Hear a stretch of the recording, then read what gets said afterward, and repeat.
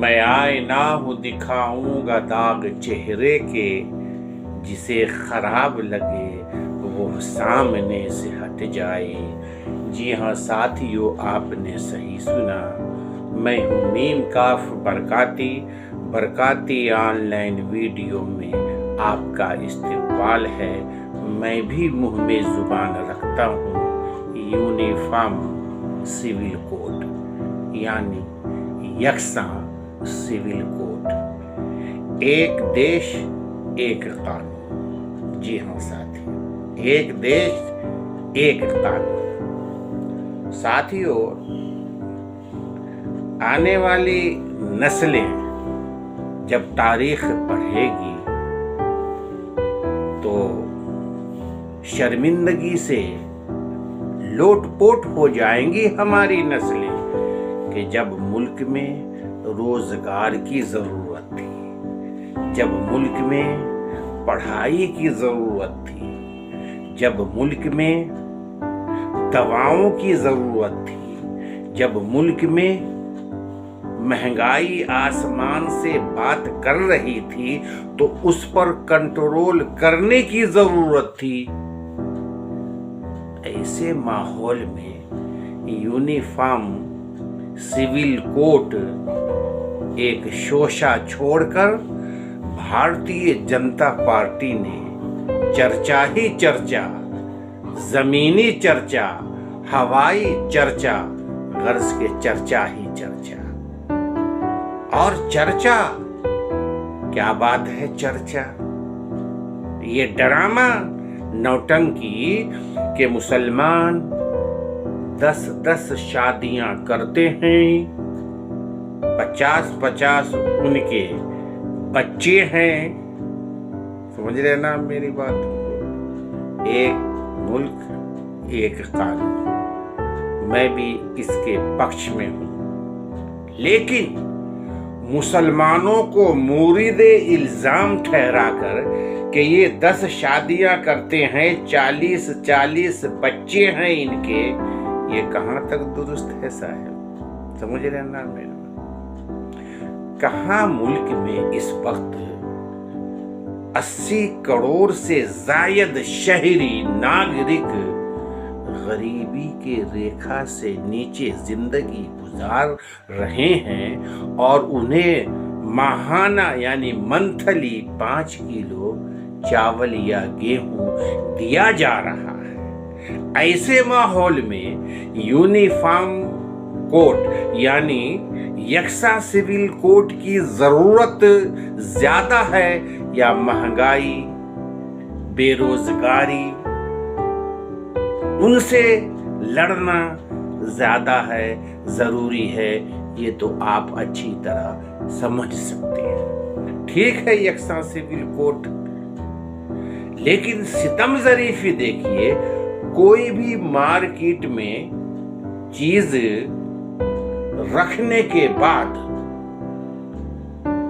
اس چیزوں پر بحث ہو سکتی ہے، لال ہے کہ پیلا ہے، کالا ہے کہ دھولا ہے، ایسا ہے کہ ویسا ہے، جبکہ بھارتیہ جنتا پارٹی کے بڑے بڑے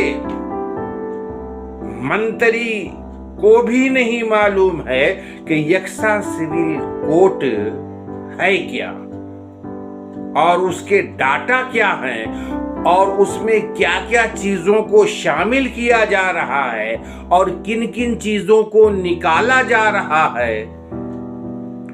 جب ان چیزوں کو آپ زمینی استر پر رکھیں گے، جبھی تو دیش کے شہری ناگرک اس وشے پر اس سلسلے میں اپنی وچار مشورہ دیں گے۔ کیا ساتھی؟ ٹھیک ہے، آرٹیکل 44 یعنی 44 میں یہ درج ہے کہ وقت ضرورت پر اس قانون کو لاگو کیا جا سکتا ہے، جب ضرورت محسوس ہو اور عام شہری کو اس سے تکلیف نہ ہو اور اس قانون کو آہستہ آہستہ عمل میں لائی جائے۔ تو آرٹیکل 44 میں دو باتیں ہیں۔ شراب بندی کا بھی مسئلہ ہے کہ مستقبل میں اگر شراب سے سماج میں برائی پھیل رہی ہو، بیماریاں پھیل رہی ہو، سماج میں لڑائی، فتنے، جھگڑے، فسادات کی جڑ شراب ہو جائے، تو شراب پر بھی پابندی لگانے کے لیے آرٹیکل 44 میں درج ہے۔ سمجھ رہے نا آپ میری باتوں کو؟ اب میں آپ سے جاننا چاہتا ہوں، یکساں سول کوڈ اس وقت ضروری ہے، لازمی ہے، یا شراب بندی لازمی ہے؟ جس شراب کی وجہ سے گھر بار پریوار اجڑ جا رہے ہیں۔ سمجھ رہے نا میری باتوں کو؟